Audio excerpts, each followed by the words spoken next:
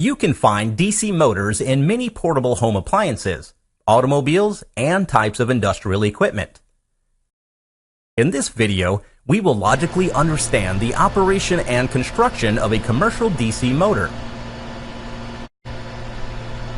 Let's first start with the simplest DC motor possible. It looks like this. The stator provides a constant magnetic field, and the armature, which is the rotating part, is a simple coil.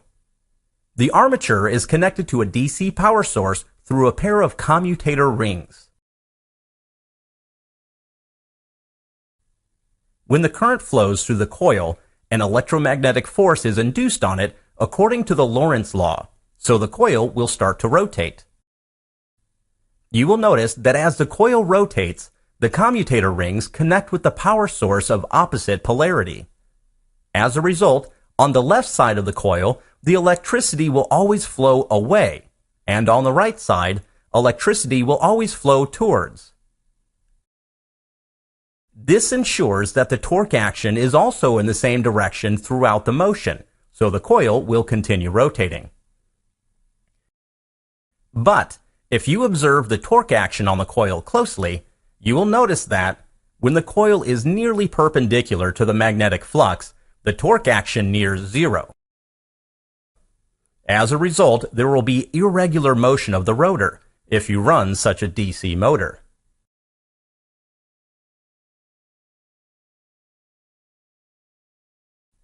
Here is the trick to overcoming this problem. Add one more loop to the rotor, with a separate commutator pair for it.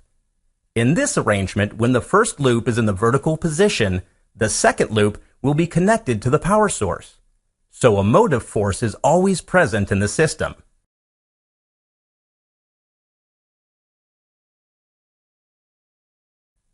Moreover, the more such loops, the smoother will be the motor rotation. In a practical motor, the armature loops are fitted inside slots of highly permeable steel layers. This will enhance magnetic flux interaction. Spring-loaded commutator brushes help to maintain contact with the power source. A permanent magnet stator pole is used only for very small DC motors. Most often, an electromagnet is used. The field coil of the electromagnet is powered from the same DC source. The field coils can be connected to the rotor windings in two different ways: parallel or series. The result is two different kinds of DC motor constructions: a shunt and a series motor. The series wound motor has good starting torque, but its speed drops drastically with the load. The shunt motor has a low starting torque, but it is able to run almost at a constant speed, irrespective of the load acting on the motor. Unlike the other electrical machines, DC motors exhibit a unique characteristic: the production of back EMF. A rotating loop in magnetic field will produce an EMF according to the principle of electromagnetic induction. The case of rotating armature loops is also the same.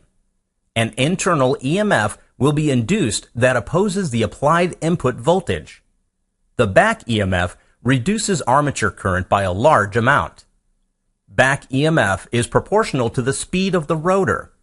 At the starting of the motor, back EMF is too low, thus the armature current becomes too high, leading to the burnout of the rotor.